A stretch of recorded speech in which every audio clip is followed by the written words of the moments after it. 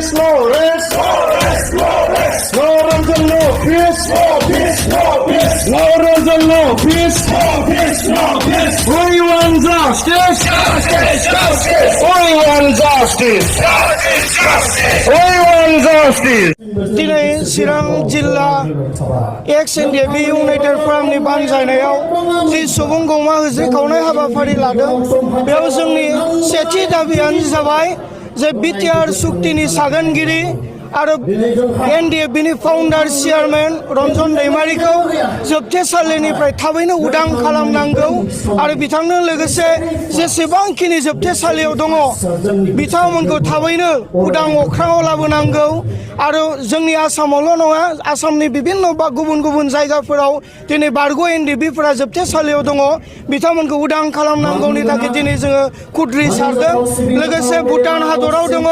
जोंनि बारग' एनडिएफबिफोरा जोबथेसालियाव जोबजानानै जाहाथे बिथांमोनखौ थाबैनो जिहेतु जोङो भारत सरकार आरो आसाम सरकारखौ फोथायनानै गोजोन गोरोबथा खालामबाय अब्ला जोंखौबो आसाम सरकार आरो भारत सरकारा फोथायनाय लानांगौ आरो जोंनि दैदेनगिरिफोरखौ जोबथेसालिनिफ्राय उदां खालामनांगौ बेखौनो जोङो दाबि खालामनो थाखाय दिनै जोङो खुद्रि सारदों बेजोंनो लोगोसे जों नुलांबाय थादों जोंहा जि मोनखानाय हा हु दङ बे हा हुफोराबो दिनै दानख' जानो थांगासिनो दङ जोंनो जि बेलेन्स ब्लक सोरजिना होदोंमोन आसाम लेन्ड रेभिनिउ रिजलिउसन एक्ट 1947 आवनो एमेन्डमेन्ट खालामनानै जोंनो बे हाखौ बे हानि थागिबि सुबुंफोरनो होदोंमोन नाथाय बे हाखौबो दिनै दानख'नो नागिरबाय थानायखौ जोङो नुदों बेनिखायनो जोङो खावलायगोन सरकाराव थानाय दैदेनगिरिफोरखौ आरो आसाम सरकारखौ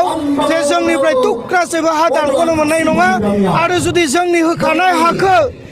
सोरबाया दानख'नो नागिरोब्ला जोंबो फैबाय थानाय समाव जों बर' सुबुंफ्रा आसामाव थाया होननानै जोङो आसामनिफ्राय गामि दानख'नो थाखाय जोङो खुद्रि सारगोन आरो सोमावसारगोन बेबायदि हाबाफारिफोरखौ जोङो लादों लोगोसे बावैसो सिगाङाव जोङो नुदों नेपालि सम्प्रदायफोरखौ गुरखा बनायनानै बिथांमोनखौ प्रटेक्टेड क्लास होदों नाथाय बिथांमोना दिनै मोनसे देश गोनां मोनसे हारि आरो बिथांमोना गोजौसिनाव उथिखानाय मोनसे जाथि बेबायदि हारिखौ दिनै जोंनि गेजेराव जुदि मोनसे प्रटेक्टेड क्लास खालामनानै जोंजों दाजाबफानानै होयोब्ला जों बर' सुबुंफोरा फैबाय थानाय समाव माइन'रिटि जालांगोन नामा बेखौ जोङो गिखांनाय मोनदों बेनिखाय बे बिलखौ जेन आसाम सरकार आरो भारत सरकारा बातिल खालामनानै लाफिनो बेखौ जोङो दाबि खालामदों दिनै सरकारनिफ्राय जोङो एक इन्सिबो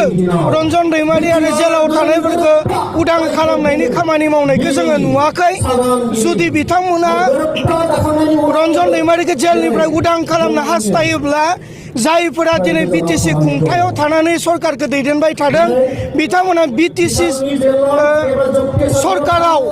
एबा काउन्सिलाव मोनसे रिजलिउसन पास खालामथों जे रन्जन दैमारिया थाबैनो जेलनिफ्राय उदां जानांगौ होननानै मोनसे रिजलिउसन पास खालामनानै गभर्नरनि गेजेरजों आसाम सरकार आरो भारत सरकारनो दैथायहरथों अब्लानिया रायजो राजाया फोथायगोन आरो जोंबो बारग' एनडिएफबिफोरा फोथायगोन जे सरकाराव थानाय दैदेनगिरिफोरा रन्जन दैमारिखौ उदां खालामनायनि खामानि मावदों होननानै अब्लानिया जोङो फोथायगोन जनक कुमार ब्रह्म जोंसार मुसाहारि बिथांमोन सानैखौ जि फेक इनकाउन्टार खालामबाय बिनि सायाव थार बिजिरनाया गोख्रैनो जानांगौ जों साबायखर बावनांगोन आसाम सरकारा थाबैनो बेखौ बिजिरनो थाखाय इनभेस्टिगेसन कमिटि बा कमिसन दानानै होबाय बे इनभेस्टिगेसन कमिसना जाहाथे थाबैनो बे फेक इनकाउन्टार खालामनाय जाहोनखौ गुदि खिथा बिजिरनानै बेयाव थाबैनो बिजिरसालियाव लाबोगोन आरो दायनिगिरिखौ थाबैनो साजा होनांगौ होनना जों दाबि खालामगोन लोगोसे जे ULB आखायाव हाथियार लानानै सोमावसारग्रा मोनसे गोदानै हानजा जोंनि ओनसोलाव फोसावदों थांनाय 15 ना 16 तारिखआव बिथांमोनखौ जोङो खावलायगोन जोंनि बारग' एनडिएफबिनि मुंफोरखौ बिथांमोना लायाब्ला मोजां रन्जन दैमारिनि मुंखौ लायाब्ला बिथांमोना मोजां मानोना जोङो जोंनि बारग' एनडिएफबिफोरनि इसुखौ जोंनि जि थाखुमानाय दुखु दाहा दङ बा जोंनि जि इसुफोर दङ जोंहा जिखिनि मावनो गोनां आद्रा दङ बे खामानिखौ जों बारग' एनडिबिफ्रानो मावबाय थादों जेलाव थानायफोरखौ उदां खालामनायनि थाखाय जों खामानि मावगासिनो दङ रिहेबिलिटेसननि थाखाय जों खामानि मावगासिनो दङ एक्स ग्रेसियानि थाखाय खामानि मावगासिनो दङ बिनिखाय जोङो जायफोरा हाथियार लानानै सोमावसारफिननो नागिरदों बिथांमोना बारग' एनडिएफबिनि इसुनिफ्राय गोजानाव थानाया मोजां आरो जाय बे इउएलबि हान्जाखौ सोरजिनायाव जायनि